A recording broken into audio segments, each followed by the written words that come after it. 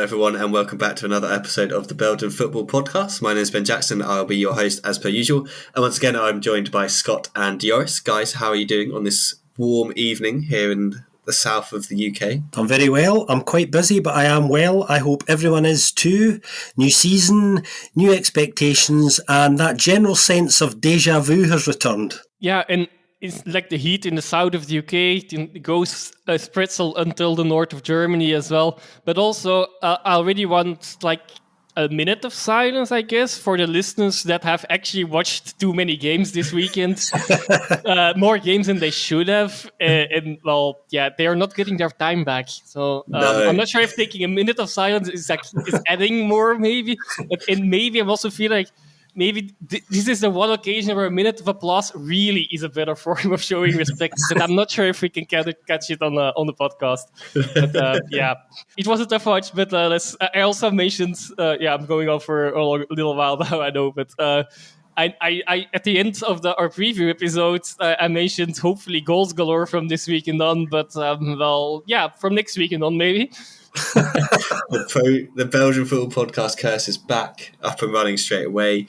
I mean, hopefully, listeners, you didn't watch any of the games and you've actually just been sat watching the Olympics all weekend and you've just come for us to give you the lowdown on what actually happened. It was pretty bleak, not going to lie. Also, Scott and I actually met in person for the second time last week. We went to Cercle Brugge against Kilmarnock, which was that was great fun. Really, really good fun to see the Cercle side. Obviously, they've been really accommodating and welcoming to us. I have to say, Kilmarnock were exactly the same. It was fantastic to sip the Iron Brew in the media room that was handed out. Not sure it's going to be catching on in Belgium anytime soon, judging by the reactions from a lot of Belgians. A lot of kind of, what is this nonsense and why is everyone drinking it? I've never seen so much Iron Brew in my life, to be honest. The stuff was everywhere, all around the ground. It was ridiculous, but that was great fun. And we'll talk a little bit more about that game and kind of the fallout from that when we get to the Westerlo Cercle section, because there's a lot of kind of things that we noticed on Thursday night, Scott, that did kind of tie over to this Sunday evening. But let me quickly run through the results before we get into things. Club Brugge, defending champions, kicked off the match day with a 1-1 draw against Mechelen. And then we had the snooze fest of Saturday afternoon. Dender 0, Union 0, Beerschot 0, Leuven 0, Anderlecht 1, St. Truiden 0, but that didn't come until very, very late in the game. Genk 0, Standard Liège 0 on the Sunday. Kortrijk lost 1-0 at home to Ghent. Charleroi lost 1-0 at home to Antwerp. And Westerlo decided they're going to score 3 goals against Cercle Brugge and win that one 3-0. Let's go to Club against Mechelen. Then, as I said, that one finished 1-1. We had a goal from Seys, Joachim Seys, 19-year-old playing left back. Fluke scored for Mechelen to make that one 1-1. Guys, I guess kind of a slowish start for both sides, but if you're Mechelen, you'd be pretty happy taking a point at the Bridal to open up the season, wouldn't you? Well, when we look back on this whole weekend, I think this will, for me, this was one of the better games that I saw, and not just only because it had some goals. There was a degree of intensity to it that at least made it watchable, I suppose. It was interesting coming into this one because obviously the previous weekend, Club had lost the Super Cup final, the traditional curtain raiser to the season, to Union Saint-Gilloise, and in the aftermath to that, there was a little bit of chat in the press about how Club, were lacking intensity, weren't really ready for the game, and just didn't hit the right level at all. I felt for most of this game, they played reasonably well. The intensity was there. Nicky Hyan afterwards was talking about how he felt it dropped off a little bit, particularly later on in the game, which allowed Mechelen to come back into it, which I think was true. But when you can compare kind of Club's performance, I think, to a lot of other sides this weekend, I don't think you'll have too many reasons to be that unhappy. Obviously, they've dropped a couple of points, and that's never something to be happy about. But, when you look at the game over the piece, I think there's more positives positives than negatives. Interestingly, Hugo Sike, obviously crossing the Bruges divide, going from Cercle to club recently, comes on in this game and actually had a pretty wild game. I thought he was a bit lucky to stay on the pitch, in truth. And another day with another ref, he could easily have seen a red on his debut, which is not something he would have wanted. But club. Their intensity was good. They pressed high. They just ultimately couldn't kill the game. A game they should have won and did create enough in to win. Really good point for Mechelen. Not something they would have been expected to get anything from.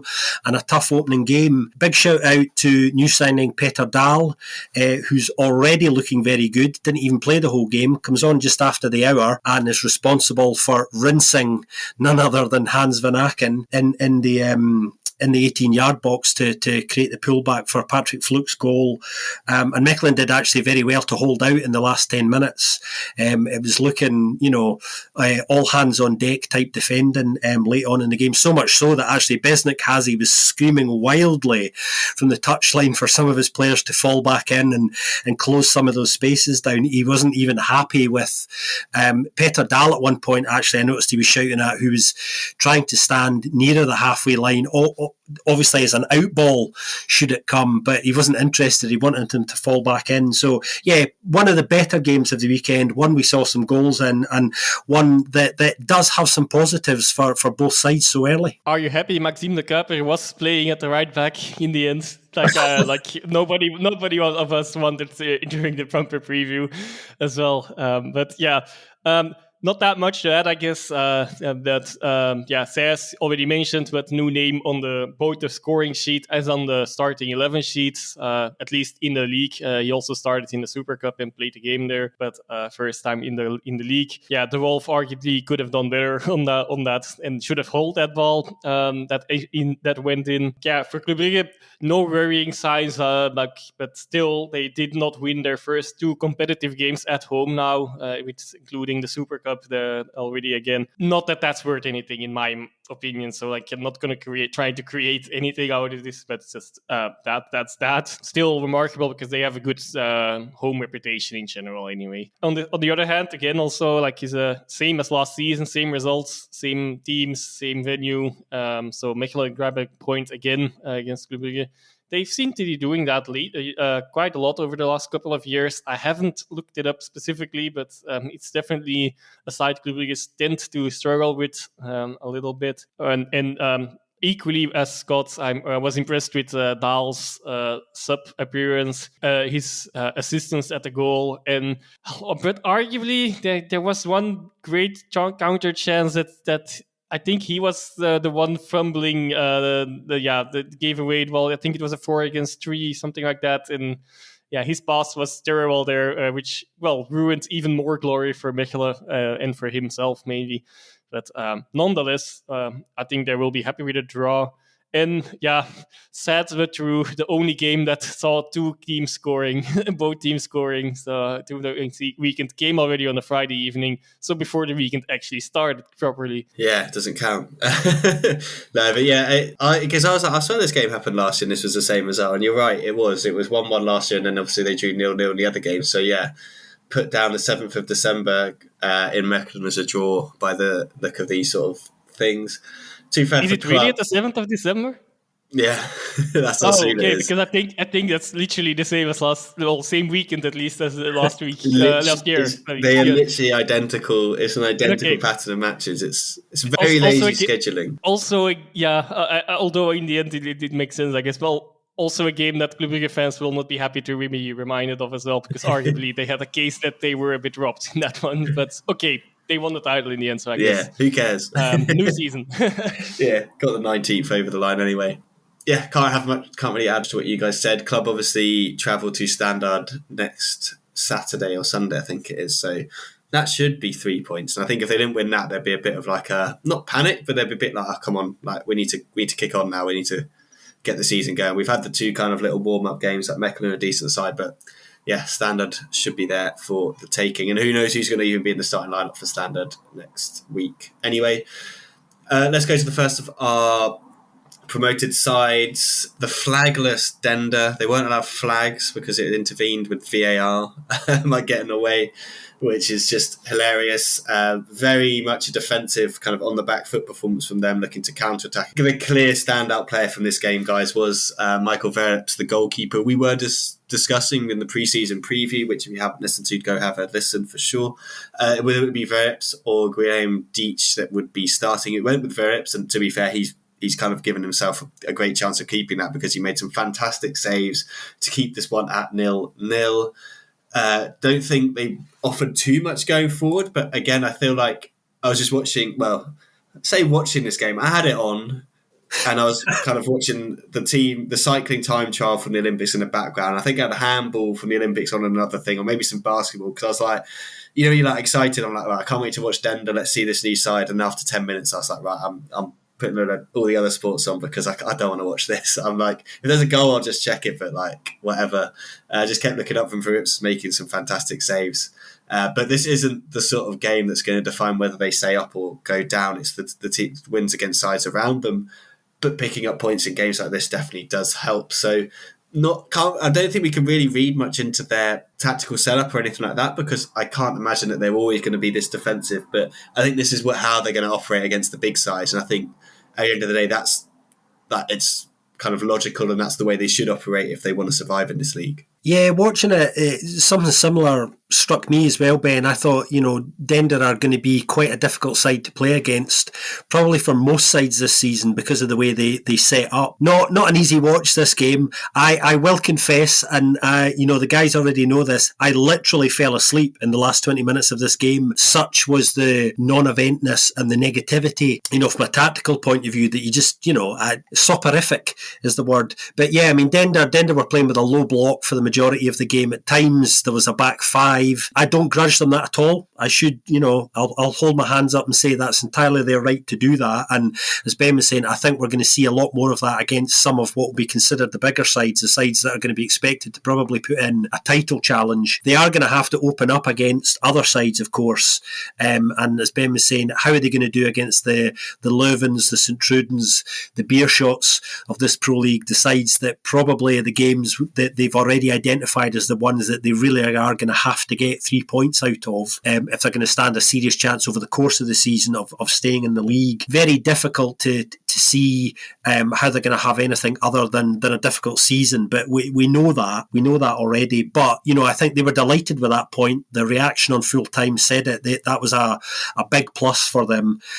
They got more than they expected out of this game. Union, on the other hand, I thought were a little bit disappointing on the whole. I don't think they really had any answers to that low block, which is always a difficult thing to play against. This is not a criticism of Union at all. I think it's always a bit of a nightmare, no matter who you are, when the onus is on you to find the space and get behind the lines when the space has been made so small. Are they missing the likes of Omura, of course, a player who was so good at bursting through those lines and creating opportunities and half opportunities? Probably, but this is the sort of game tactically that I think probably came far too early for Union. Once a side's up to speed and fitness has improved that little bit more as well, then you've got that little bit more of a chance of being able to break those lines and get through these defences. So it was probably in some ways the wrong game at the wrong time for them, but lots of other sides drop points, so I think they'll be feeling less bad about dropping their own points this weekend. What do you think, Joris? Yeah, okay, I guess that's a bit of a whataboutism, like a little bit, or in line with whataboutism. I'm not sure if they will be, but nonetheless, not that much they can do about it anymore anyway. They'll have to take it, and I'm sure they will. Just going back to the Dender and the flagging and the flag and the VAR thing, that's just plain ridiculous. And like I alluded, did I already allude yet? Yeah, I'm trying not to make this comparison too often, but like the Serrain of Flanders comparison. Yeah, it doesn't help with that much, unfortunately. I hope that improves over the course of the season, of course. Of course, then they are happy with an unexpected point to start the season. They arguably they defended well. I'm not saying it was a good watch, but they defended well, and they even could have stolen the victory with once with a relatively close call for offside where Nsimba scored, and also hit the post, of course, as well in the second half on the rare occasions that they managed to get forward as well. But yeah, like they defended well. Union didn't really create much as a consequence of that. The main chances they had were some shots from distance. Verriep's probably man of the match in goal at Dender, keeping all of them out. And Puertas was really frustrated. That's also something I noticed. Just he had a frustrating game. Not that many things worked for him, but also his reactions and so on. We've seen that before in the playoffs as well. Sometimes he has that in his game. It's probably what makes him the player that he is. But yeah, when it doesn't work out, it can be frustrating to watch as well. And well, adds to the frustration levels everywhere. Yeah, there's definitely plenty of frustration for Union after that week or that game. And ironically, like, we kind of had a question about it, didn't we? About why were there so few goals and stuff like that? And the two teams we said like that we felt were most prepared for this season didn't manage to win. But I think as we go through this kind of episode, you're going to realize, like, we're going to kind of keep going back to it. It just feels like it's just a bit, doesn't feel like anyone's really ready for this season. It kind of that game felt like this. This next game was the one that really felt like neither side were ready. And I don't know, it's just, I think one of the kind of things is like a lot of these teams knew what league they were going to be in, so there's no real excuse on that front. Other ones, maybe like a Kortrijk or something like that, where you don't really know what league you're going to be in, so you're kind of unsure. But Beerschot and Leuven definitely knew they were going to be in this league. And I was sat there trying to watch this game and thinking this was actually one of the first games of Belgian football I did when I was doing kind of like some analysis stuff, was watching the kind of promotion playoff first leg between these two sides before COVID. So I was like, this is like a throwback. And I remember watching that, and you had that Beerschot side of like Tissoudali, Nabisi, all those kind of ballers like Holzhausen and all that. And this team's not that team. It's definitely not that team. I think they had one shot on goal according to like the stats I saw. I can't remember what shot it was. Leuven did have a few more than that, and Matthias made a couple of decent saves. And Oscar Garcia did come out after the game and say, like, if their goalkeeper's man of the match, we've played all right. But he also said we haven't got any fit strikers, which is why Rianta started the tie forward. And it looked like his finish was actually quite nice. He was like miles offside, but his finish was quite nice. Torsteinsen, I was about to like rip into Oscar Garcia for not starting him, and then he's like, actually, he's not fit. And I was like, okay, fine, I'll hold off. He probably should have scored. He had the best chance of the game to score, but Matthias didn't make the save. And that was kind of it. It was just a bit of a damp one. And Dender against Union, you can kind of understand that setup. Beerschot in this one, like, you're at home to Leuven, I feel like you should be a little bit more adventurous to start the season. The problem is they've just not done any business. They don't really, it's been quite like, they haven't really known what they're going to have or what they're going to be able to use and stuff like that. Like Dimaggio Wright Phillips came on, but he's only just like come back, so I didn't know about him. Obviously Henderson as well, they're still waiting for him to arrive and get his, I think he still needs to get his like visa and all that sort of stuff through. So they're probably, on the balance of play, happy to take the point, but I feel like they'll look back at this one in a couple of months and maybe feel like, that's the team we probably should have taken a little bit more of an offensive approach against. Absolutely the right result over the piece. This one, two sides that are probably not ready. Leuven, the slightly better side, but not doing enough really to win the game. I found it interesting a few days ago, Dirk Kuyt was talking quite a lot about the need for them to bring in at least a couple of players who have more Pro League experience. He wants some more experienced heads in that squad, I think. And even the players that they have brought in, I mean, Ewan Henderson, who Ben mentioned there, is a fantastic young player who I think is going to be really interesting to see what he can do with this Beerschot side, because he has the potential to be a really big contributor, particularly at this level. So it's important they get him into this side quickly, I think. Not only because he can score, but he's a creator, a really useful player. Yeah, not a lot to say about the game really at all on the whole. Beerschot not ready, and more or less admitting as much. There's a lot of hard work still going on there in the background. There's been changes off the pitch at Beerschot as well. They've changed. They have a new sporting director. They have a new CEO. There's a lot of kind of realignment going on amidst all of this. We're going to spend more.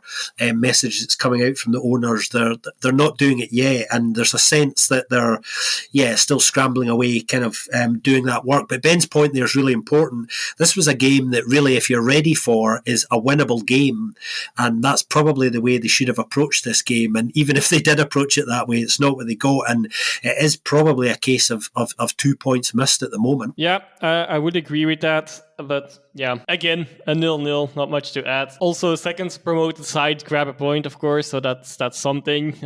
It's never easy to win against newly promoted sides, and that has proven again. But yeah, often they also win themselves, but that wasn't the case either. Beerschot, just really didn't create much. We've all hammered on it already a lot. No goals for either side here. Not really a surprise. Not the most surprising outcome of any game this weekend. But on the other hand, Leuven came close a few times, but yeah, couldn't convert in the end, like you guys alluded to already as well. Yeah, I mean, we really can't say much about the outcome of this game and the repercussions of this game either, or what it means for the rest of the league at the moment. But we'll only have to see at the end of the season if either side will have some regrets later on. No, I feel like they might. And I feel like he wasn't like the best player on the pitch, but I feel like you could see that in this sort of situation, Beerschot were like, Verlinden, please do something. Please make something happen. Like that's what we're waiting for you to do something for us, please. Whereas Leuven, they were kind of hoping that Mertens or someone like that, Maziz, who didn't have the best of games, to be honest, and Mertens, who was quite ineffective. I thought Muenta was like, that he was actually fine. Like, I didn't think he was that bad. But you're just questioning whether he does have the level required for this kind of league and stuff like that. You're kind of waiting to see. Like, he was there all of last season. They didn't fancy him. It felt like he played him this week because he had to play. Like, he felt like he had to play a striker because he just didn't have one that was fit. But soon you could tell it was like Torsteinsen can play for half an hour, and like just before that time they're like get him on and hope that he can do something. And he did improve the side, but yeah, we're still kind of waiting to see with those two to see what they'll look like in a couple of weeks' time, because you feel like there should be some changes going on there. And Anderlecht are another side that are desperately in need of something, players to come in. Oh, this game was just a throwback to the COVID years, wasn't it? Like, no fans, no atmosphere. It's just dire. It is just dire. Football without fans is just so boring. And even if the game had been good, I still find it difficult without the fans. But this game wasn't exactly good either. It was just the makeshift Anderlecht side. Koppen's basically making a mistake. I don't know, Koppen's under defence making a mistake for Stroikens to score. That Stroikens was on the bench was a bit of a surprise. I don't know if he was like had an injury or something, but he looked pretty pissed off when he did score. It was a nice finish from him, and nice for my fantasy team that someone actually got a goal. I think he was the only player that scored any goals in my fantasy team this weekend, so that was pretty weird. Another weird thing, I guess, Christian Latanzio made one sub the whole game. That was a bit odd, and it was Joselfo Barnes, which was in itself a little bit odd. Is Bertuccini injured? Like, Ito didn't come on at all. I know they're obviously missing a lot of players at the Olympics with Japan and stuff like that, which is why Coppens was in goal and stuff. But yeah, it felt, again, like a defensive approach in terms of not playing someone like Ito that can kind of move the ball around and stuff like that, which is, it's already a departure from the Fink style of play, isn't it? Because Fink would have just put his best team out there, and we will obviously naturally we're going to start comparing at the beginning, and we'll eventually move away from that and like say, okay, this is their new style of play. But that's quite an interesting thing. And to be fair, he started loads of youngsters, and then Mindombe got a start like out of nowhere. That I didn't think he was still there. I thought he'd left. I thought that he was just a mistake. Like, football have made a mistake saying this guy's starting, but there he was, and he played, and Anderlecht won, and that's kind of Rima looked happy, but they need to make some signings and get the fans back, because that was a difficult watch. Yeah, well, one signing in so far.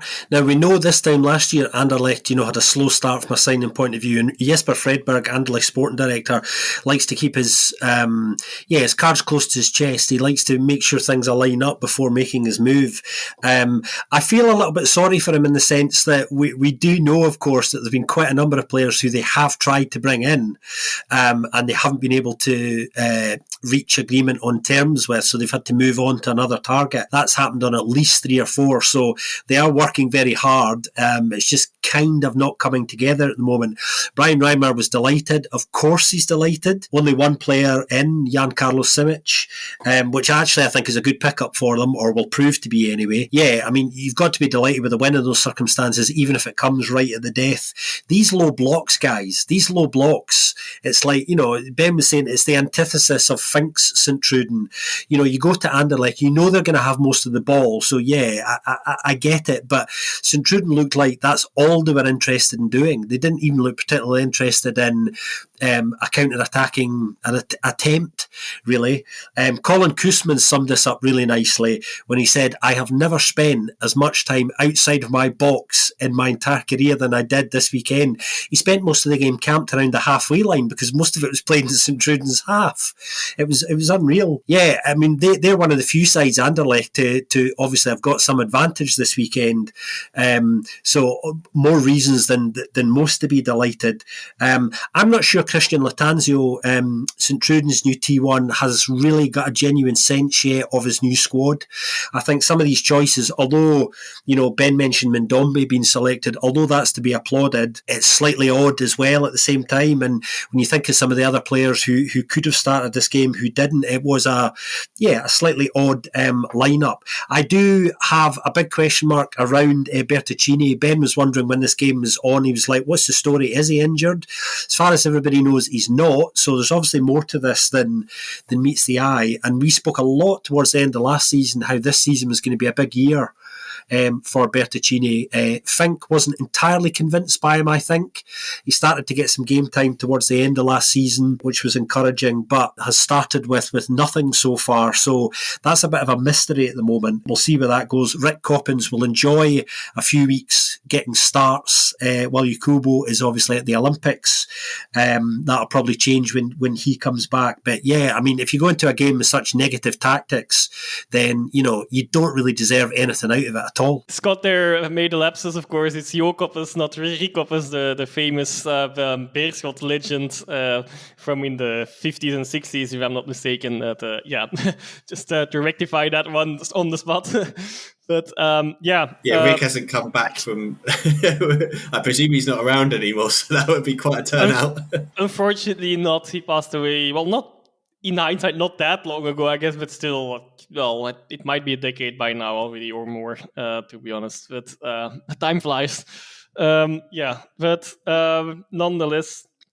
actually, this is, even though it was a very boring game, there is quite some things to say about this game. One, I'm not sure Riemer it's too unhappy that there were no fans in the stadium, because I think many of them would not have liked one is starting 11, then at 0-0 still bringing Arnstad on left back and Simic, so the center back in as well. That there were some weird choices. Of course, it was not necessarily position for position that they made the changes, but he got away with this one, I think, actually. And especially also mentioning like the massive win. Yes, okay, true. You need to win the games in that sense. Yes, but I'm sure many Anderlecht fans are not too happy with. I know it's his approach to be always positive and then highlight everything, but at times it gets ridiculous, and I fear this is like one of those times potentially. Then for Fredberg as well. I forgot to mention this important factor in the preview. Of course, last season they did not have European football, so like not having the transfers in earlier this season might be a lot more important, and that's not happening at the moment. Okay, indeed they got one new signing with Simic, of course, and then Vertongen. I guess you can, since it was a new signing, I guess you can call it a new signing, but new signature. I mean, but. Yeah, and also like the rumors that are going on are also a little bit weird, but okay, rumors are rumors. I'm not gonna spend too much time on that. But I thought you were going to enjoy stirring that pot there for a minute. No, there's nothing useful to say there for me. Unfortunately, I don't have any insights on that. Scott might have that, but I don't, at least. But an only goal of the day, as Ben mentioned in the beginning as well, right at the end, from arguably a player that many fans would have liked to have starting as well, Struikes. Of course, from a rebounded shot. Also the choice of Leoni in defense, going back to Riemer, that center back, that's strange. An odd one. I mean, it could work against. You could have put anyone there actually in this specific game. Probably anyone with some footballing capacities, necessarily more than defending qualities.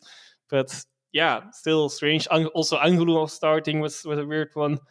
But Sint-Truiden, well, just really no intention going forward.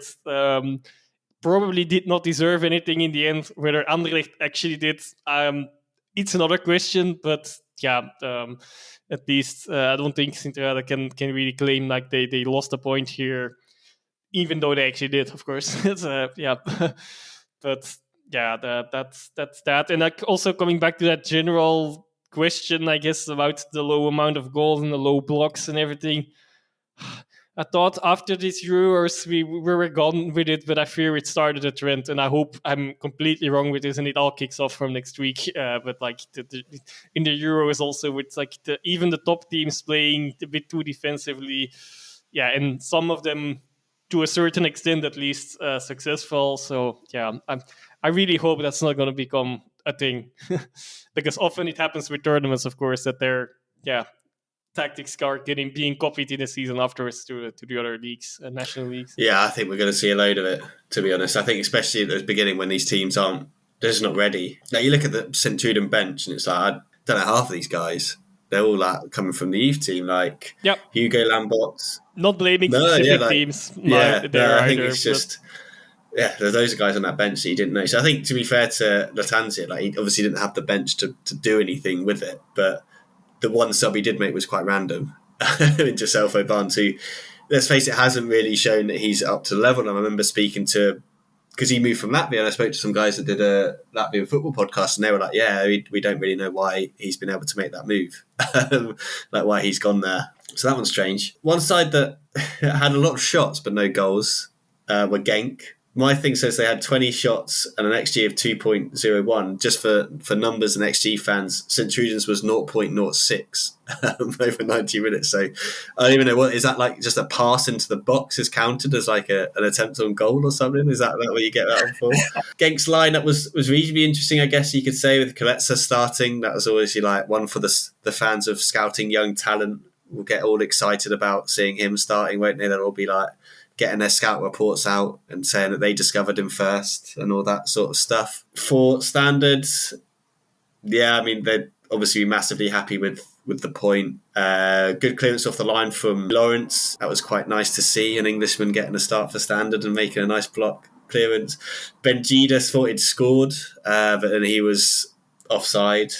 He looked like fuming about it. He was like miles offside. He was so far offside. So I think this one was more than the other ones. This was more like frustrating Genk rather than like two sides that like wanted to just play for the point and were a bit rubbish. It was like, no, Genk just could not find a way into the back of that net. Even with like Apollo he made some decent saves. Crosses, he looked a little bit iffy, but he was confident to keep coming for them. And at some points that did actually help out the defence. But I mean, with Standard, I think the thing that summed up Standard's game and season to begin with for me was number 32, Leandro Cuevita. You wouldn't have known it was Leandro Cuevita if you were just watching the game, because he just had number 32 on the back of his shirt. He was the only one without any name on the back of his shirt, and it was just like, that's like pre-season friendly vibes. That is like that kind of, that sums up Standard Liège for me. Joris, I know you'll probably want to just kind of vent a little bit about Genk's lack of being able to finish and how it's just the same old as someone replied to us on Twitter. Well, like my feared in the preview again as well. I'm referring a lot to it, I know, but it's just since it's so recent and I remember what I said. In a week time, I probably won't remember anymore already. But very young starting 11 at both sides actually, but especially at Genk. Also Pinder's debut in goal, of course, for the senior side. Arguably got a bit away with that goal being disallowed, because I think his positioning was way off there. But all in all, he got a clean sheet, so that's what is important. Also, he didn't really make any mistakes or anything either, apart from that potentially.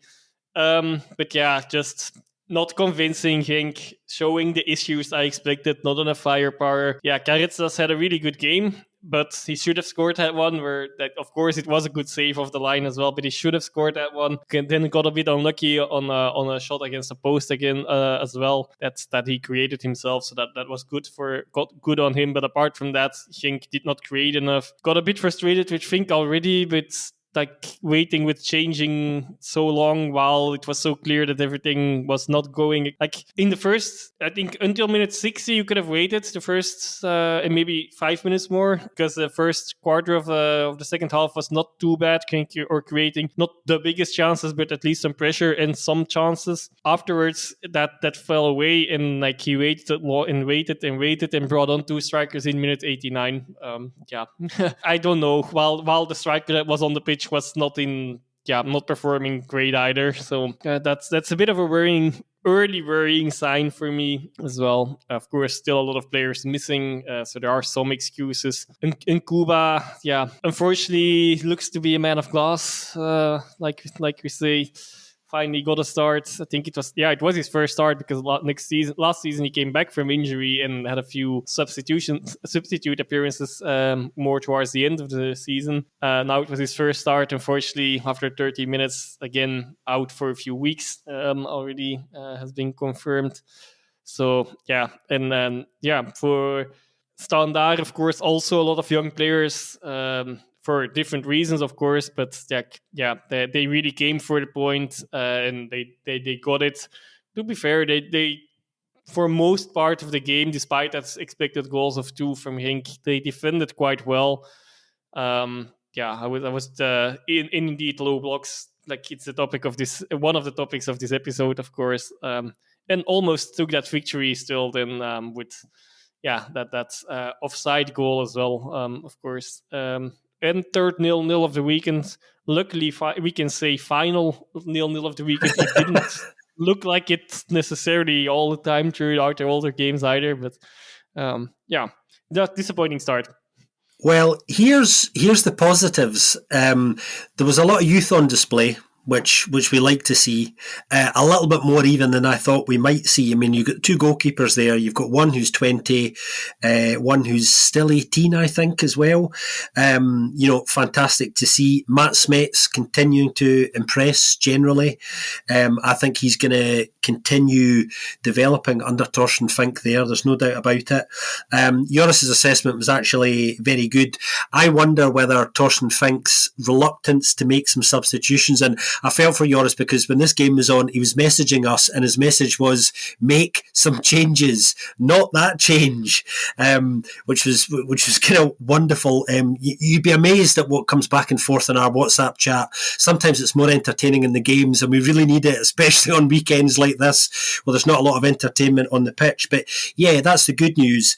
The bad news from a Genk perspective is they should have won that game. There's no doubt about it. Much the better side. I think Standard got away with one slightly, which, they'll take any day of the week. And I think this season for Standard, we know because we've highlighted it, it's going to be a difficult one. It's going to be topsy-turvy. Never mind what the sponsor name is in the front. We won't come back to that at the moment, but I'm sure we will at some point. Yeah, Ivan Leko is going to be working really hard to try and instill some kind of resilience in that group dynamic to make sure that he can continue to picking up points in games like this where they're not going to be expected to at the moment, and hope, I suppose, that their home form is certainly stronger than it's been over the last couple of years, because that's going to be really, really important to them. I think they're going to be okay, although I do have plenty of worries about them, but their whole season, I think, to a large extent is going to pan out on decent home form, because I'm not expecting, although there's a couple of names that are going to be dropping on the next few days, I think, to add a bit more to that squad, I'm not expecting that much quality that's going to turn around their overall league position chances. When you said Ivan Leko is going to be working hard, I thought you were going to say like brushing up his CV and sending it out to other clubs so he can get out of there as soon as possible, because he's got nothing to really use at that moment. And it looks like another one of their best players from last year, Kawabe, looks like he's asked if he can go back to Japan as well. So that's going to be a massive loss, because he was really, really good in the midfield in terms of goals and assists. But hey, we'll see kind of what they look like at the end of the transfer window. There's just no money to spend, so I just don't really know. They tried to get Maktar Gay. That was turned down because Molenbeek were like, we know you're not going to pay us. Like, you can loan him with the option, but we know you're going to pay the option.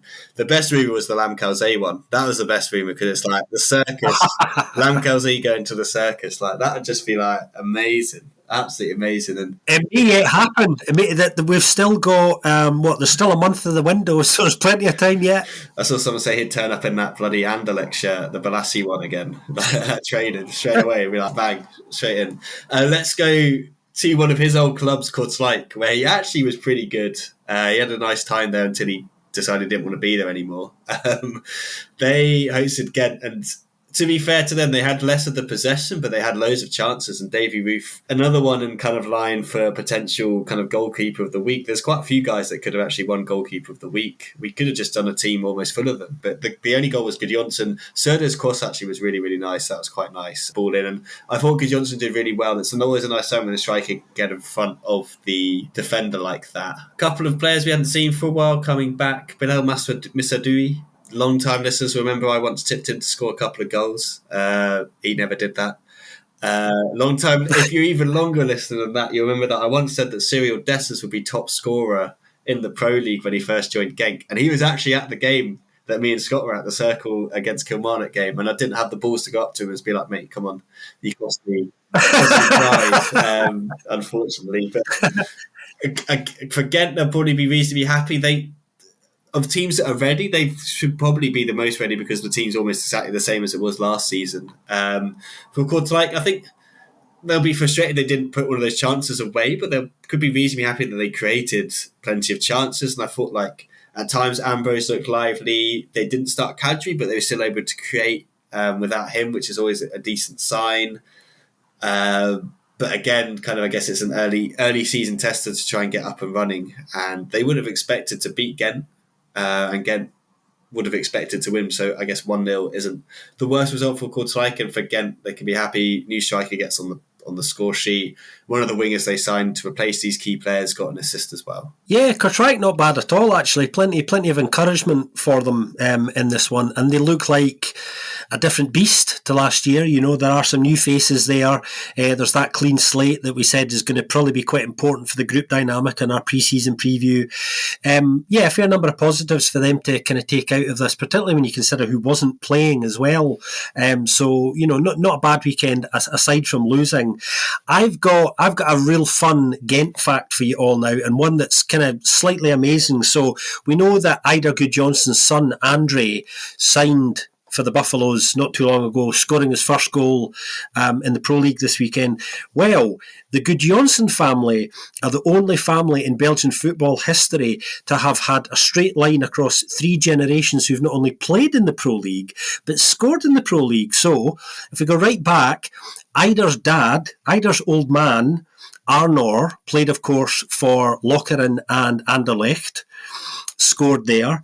Eidur, who most people will know, his boy played for Cercle and Club Brugge, and Andre, Eidur's son, or one of his sons, scored his first goal this weekend. So there's a family in which, 3 generations of the family have played in Belgium and scored, and that is my fun takeaway from this weekend. Don't say we're not good to you, folks. We're all just waiting for Ben to go play in the Pro League and score one, and then his son can score one, and and then we'll have to see what happens next.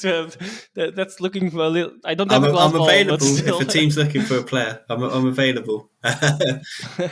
Records for breaking. Yeah, I scored 30 goals when I was in year 10 in the Bracknell Regional League, so I'm sure that kind of is the equivalent, isn't it? Yeah, I guess. Well, more or less.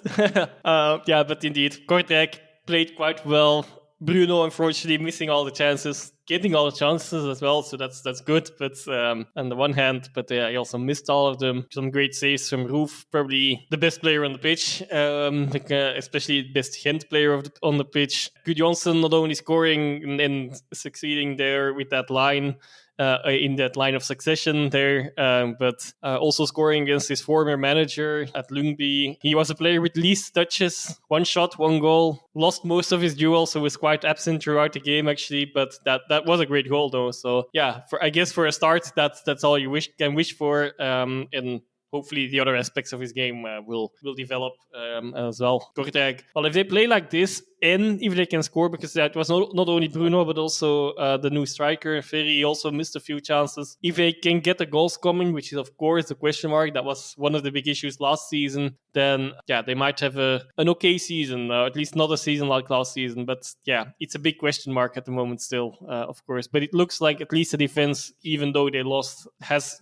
definitely improved a lot under the managership of the tenure of Freyr Alexandersson, and it seems like that's still continuing. We saw it last season. Yeah, I mean, the transformation of Silva at the back has just been like, he looked like a completely different player under Alex Anderson. And then, yeah, Fuji Mampasi and the rest of them.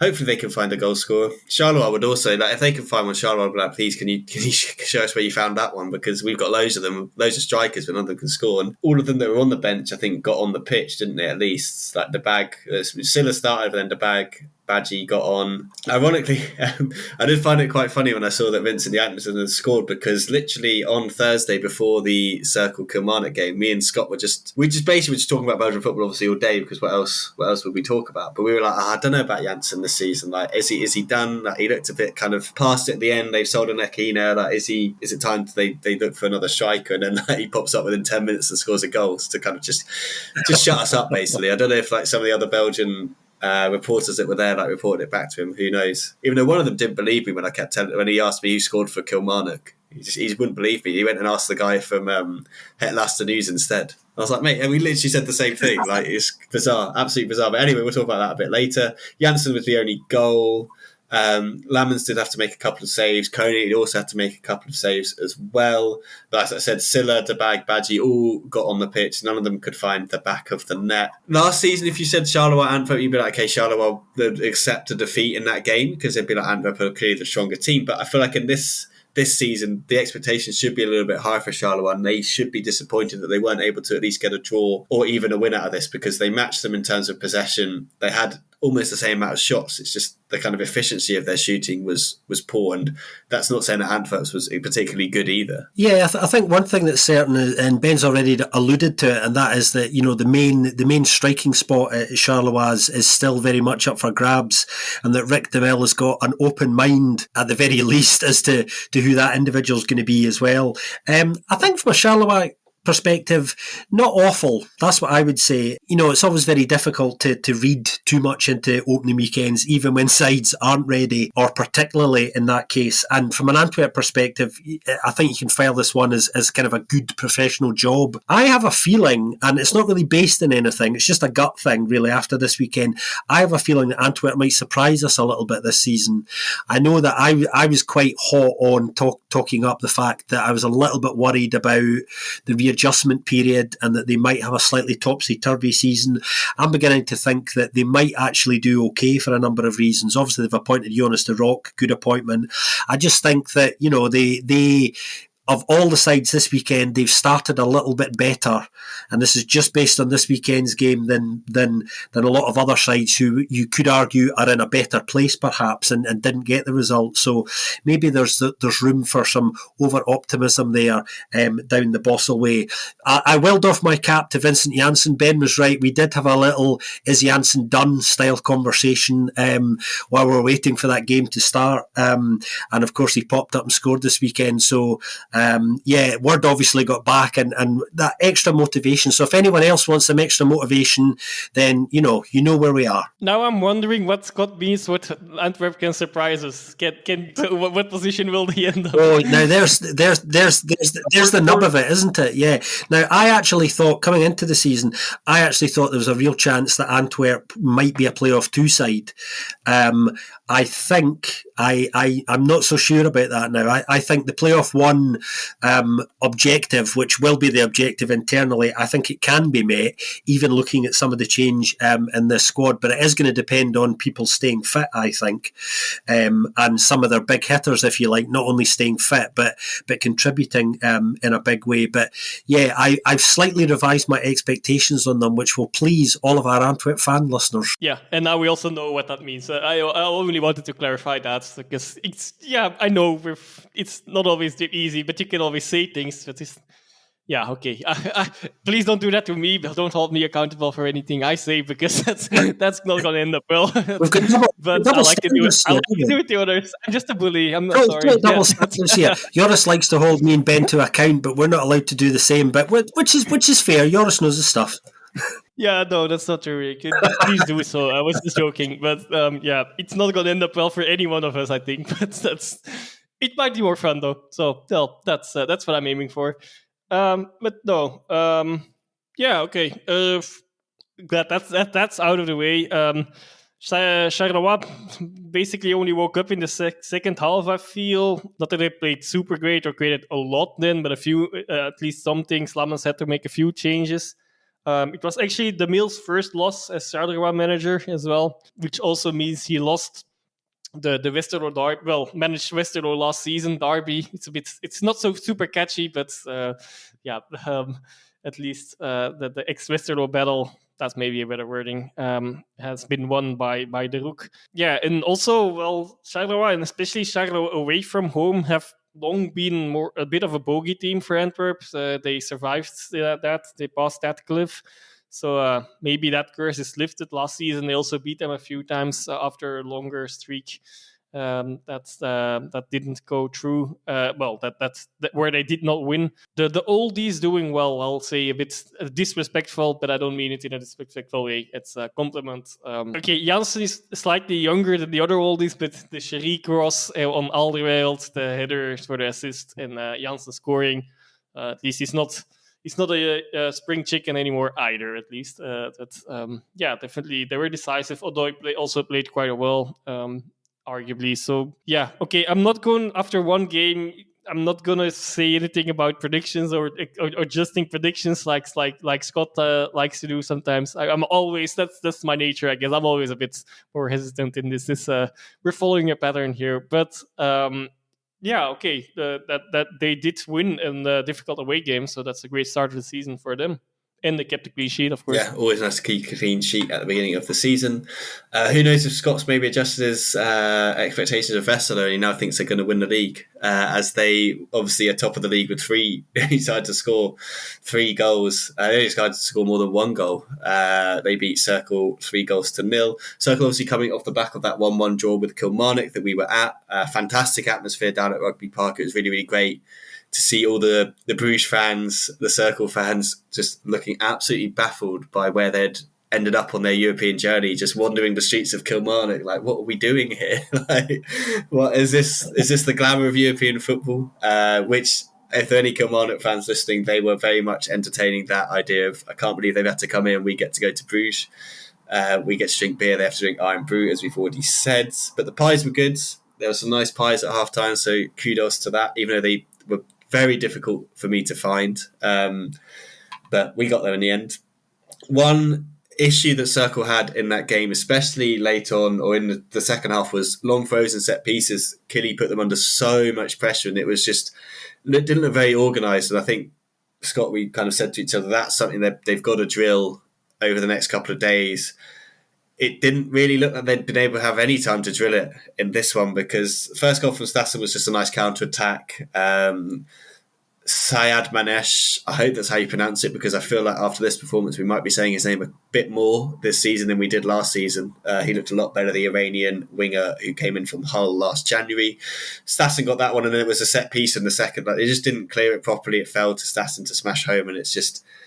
That was like the one thing I didn't want to see after that Kilmarnock game, was them conceding from a set piece. Third one was obviously another counter-attack with Syed Manesh actually scored as well. So, yeah, if that's the sort of kind of performance they're going to get from that kind of front line, that front tee, that link-up play, that might be kind of what they've been missing. And we did say, striker-wise, they needed to find someone to find the ball, put the ball in the back of the net. And if Stassen is going to be that man, and it does kind of change the outlook for them a little bit. Although you're still worried a bit about Bolat, who actually had a reasonably decent game, and kind of the defence and maybe a couple of other positions. But you couldn't have asked for a better start for them. And maybe this was the best team that they could face, in that Cercle had a really tough game against Kilmarnock, whereas Ghent just got completely took Viking from the Faroe Islands apart eventually after going 1-0 down, which we did predict as well, Scott. I turned to you and said, after the game, after 10 minutes, I turned to you and said, this Faroese side are going to score here. And then a minute later they did. I was like, flipping it. And then they obviously won 4-1, so it was fine. But I think Cercle's tie with Kilmarnock is a bit more difficult. And I think, would they take a defeat in this one to then go and win on Thursday if that's what they had to balance out? I don't know. I don't know if that is what they're thinking. I don't think that is part of their thinking of how they lined up for this game. I think they still look like they didn't rest anyone major. They did definitely go for it. But a disappointing start for them and a fantastic start for Westerlo. Yeah, well, first of all, massive shout out to everyone at Kilmarnock Football Club. Thank you for your access and your hospitality. We had a great time, first class experience. That includes the pies, which once we did finally find them. Now, we should tell listeners who don't actually know, Kilmarnock are famous for their pies. These pies have won awards, numerous awards, so they are the stuff of footballing legends, at least in the UK anyway. And actually, they were very, very good. On to the football, on the other hand, Cercle had a difficult evening in sort of phases on Thursday night. One of the things they found was they were outpowered a lot. In a lot of the duels. Now, that is not something that happens very often at all. And certainly in Belgium, it's pretty rare. Not many sides have done that. Only a couple really managed to do that to them last season. I think the worrying thing, and the result they take away from Kilmarnock, the 1-1 draw is not a bad result, and I know they were happy with it, because I spoke after the game both to Miron Muslic and to Rember Vromant, the technical director at Cercle, and despite both having issue with aspects of the game, which they will have gone away and had a look at, result-wise, they were reasonably happy with that, because they feel coming back to the Ambridal, bigger stadium, bigger pitch, on their home turf, that they can win more of the duels than they did in the away leg. Looking at their opening league encounter, the worrying thing, I think, is that being outpowered like they were in large sections of the game against Kilmarnock. They were completely outpowered, I thought, by Westerlo throughout the entire 90 minutes this weekend.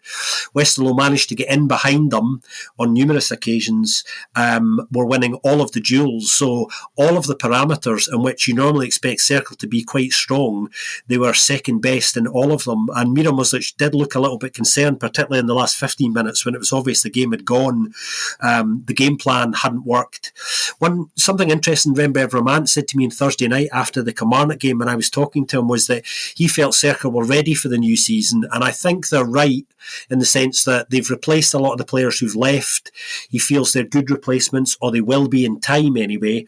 He's quite comfortable and confident in that, but he did say that he felt that Cercle have to be judged over the course of the season. But the really worrying thing for me in watching this game last night was that they were outpowered and completely all over the pitch.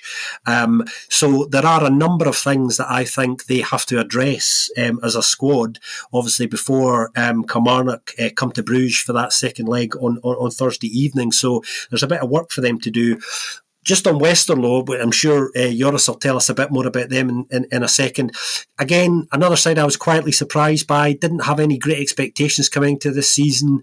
They looked kind of quite comfortable. Syed Manesh, really good contribution to this game. I think Timmy Simons was really happy with him. They had a nice moment when he came off, actually. And Vuskovic had a really decent game as well. Probably someone we're going to see and hear a lot more of throughout the course of this season. So a pleasantly surprising opening weekend for Westerlo, and this will be a big confidence booster for them. Westerlo go top. Only team to score more than once, so also means the only non-binary team in these times of inclusiveness everywhere.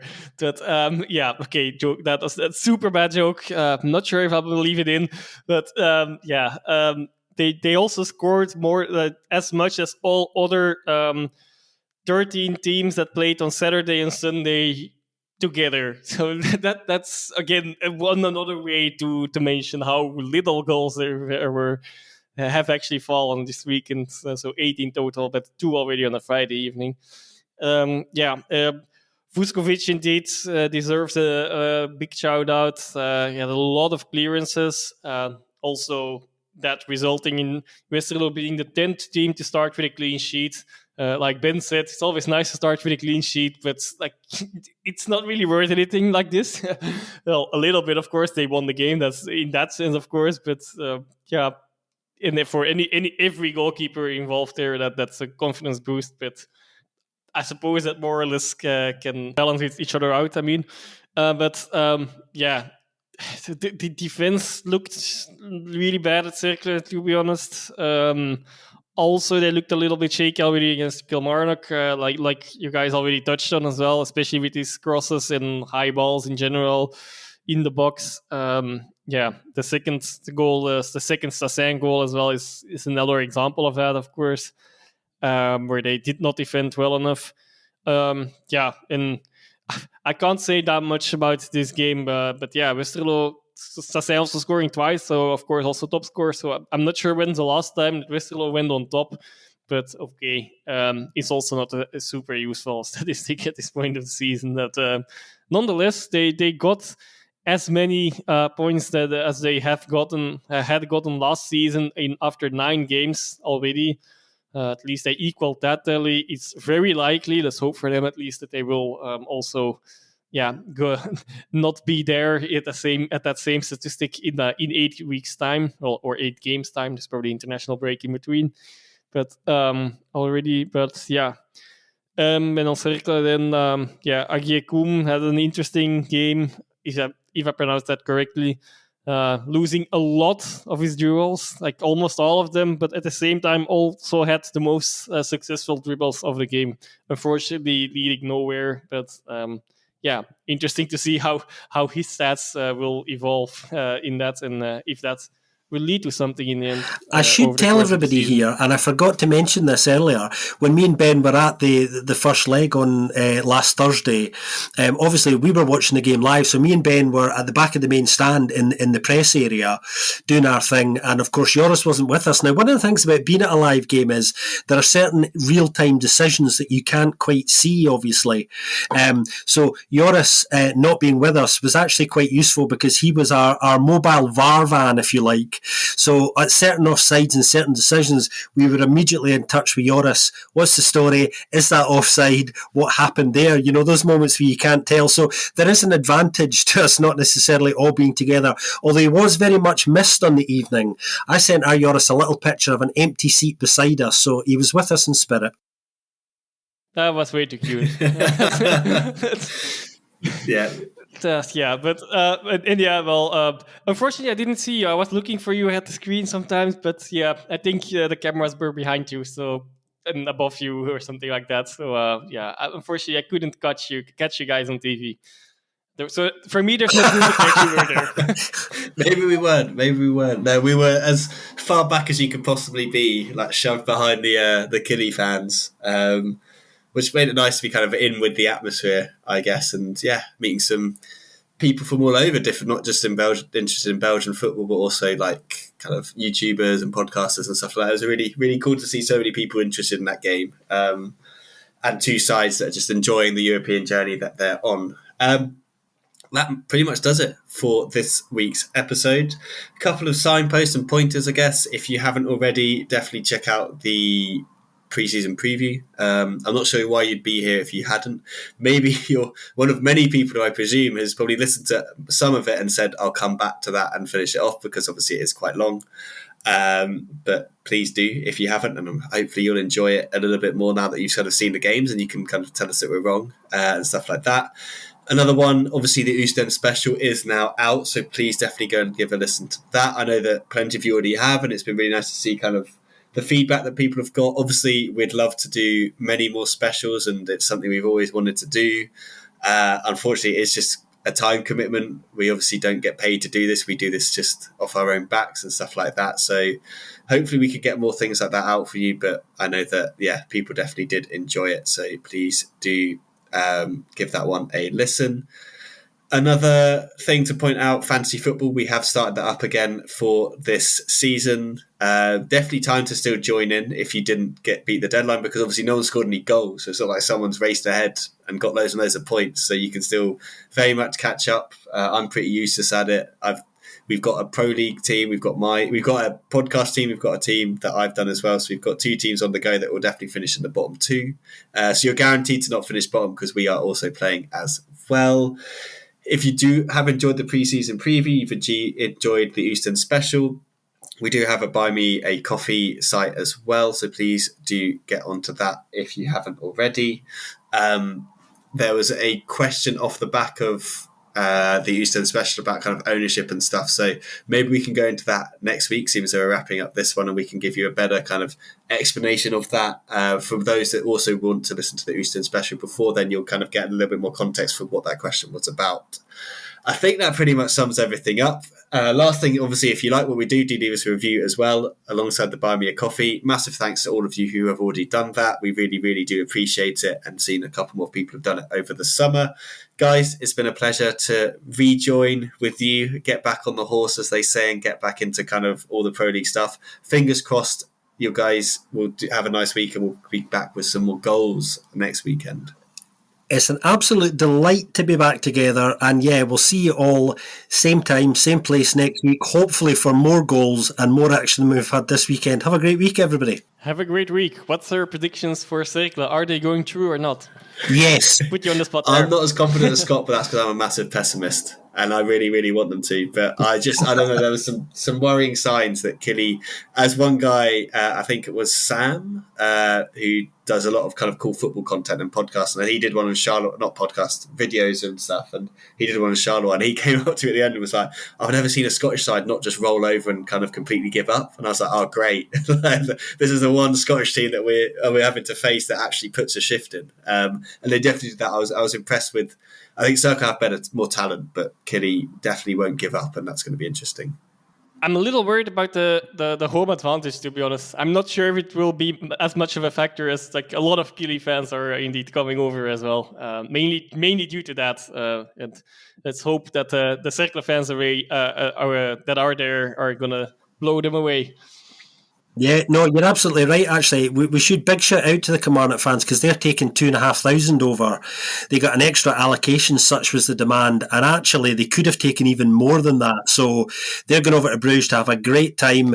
Send us all your pictures, everybody. We'll probably share some of those. You're going to have a great few days, and hopefully the second game on Thursday evening is a cracker. Yeah, I feel like, Joris, you said you want the Cercle fans to be loud. I feel like some of the ultras are probably still hungover or want to come down more than a hangover. I think the beer was definitely not the problem for half of them on the train back home. Blimey, they look very worse for wear, a couple of those boys. But fingers crossed they've recovered by then, so they can do it all again on a Thursday night. But we shall see. We'll obviously talk about that game and all the other games from next weekend on the next episode. And so, yeah, we'll speak to you very soon for another episode of the Belgian Football Podcast.